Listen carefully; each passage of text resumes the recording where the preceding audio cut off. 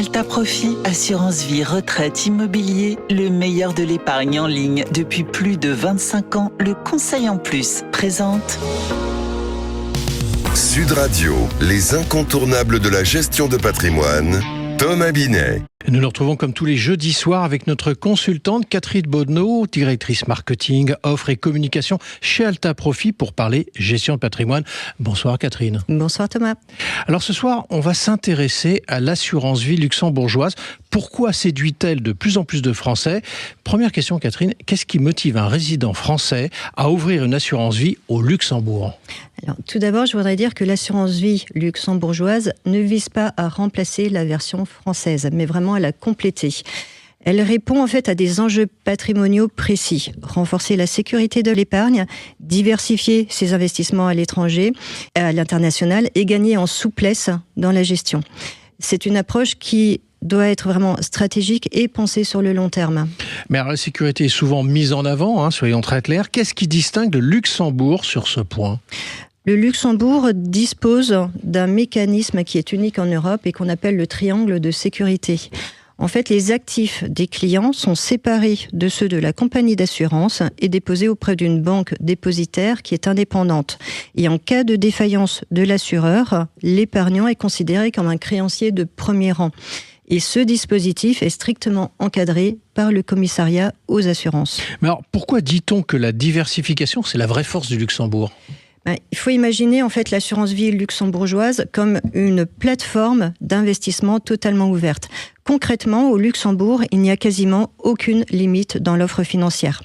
Les contrats proposent en général plus de 1000 supports et toutes les classes d'actifs sont accessibles. Si on regarde les titres vifs, le champ est beaucoup plus ouvert. On a toujours les valeurs américaines, notamment, qui sont encore rares dans les contrats de droit français.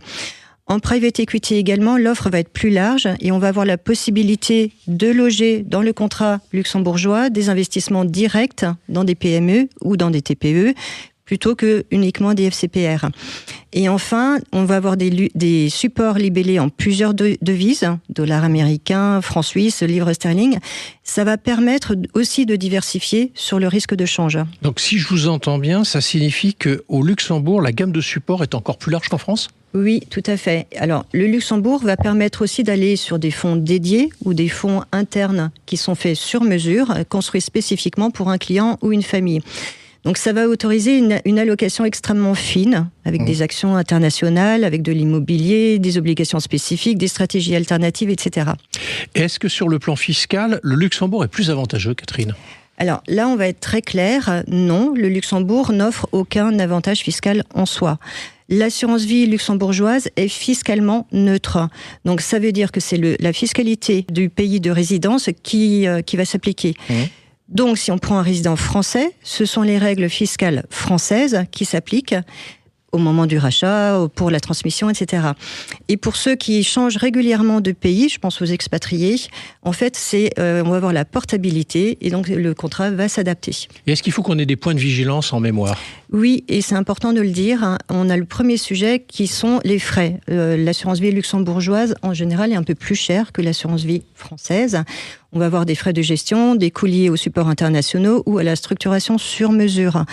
C'est logique, puisqu'on parle de solutions qui sont plus complexes, plus personnalisées, donc ça s'explique.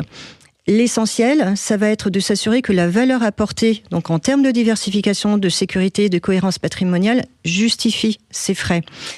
Ensuite, il faut aussi parler du ticket d'accès, qui en général est plus élevé. Donc même si l'assurance vie luxembourgeoise tend à se démocratiser, on a souvent des tickets d'accès à 100 000 euros, voire 250 000 euros, quand l'assurance vie française est accessible dès 100 euros.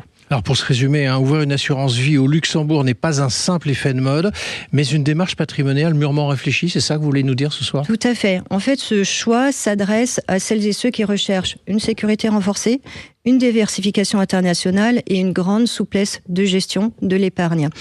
mais ça implique d'accepter des frais un peu plus élevés et un ticket d'entrée plus important. Donc avant de se lancer, il faut bien vérifier que la valeur ajoutée du contrat luxembourgeois correspond bien à son profil, à ses besoins, à ses projets. Merci Catherine pour toutes ces explications et on vous retrouve jeudi prochain pour un autre numéro d'Oser investir, les incontournables de la gestion de patrimoine. Et pour ce qui me concerne, je vous donne rendez-vous dimanche matin à 9h25 dans la matinale week-end. Sud Radio, les incontournables de la gestion de patrimoine, Thomas Binet. Avec Alta Profit, assurance vie, retraite, immobilier, le meilleur de l'épargne en ligne depuis plus de 25 ans, le conseil en plus.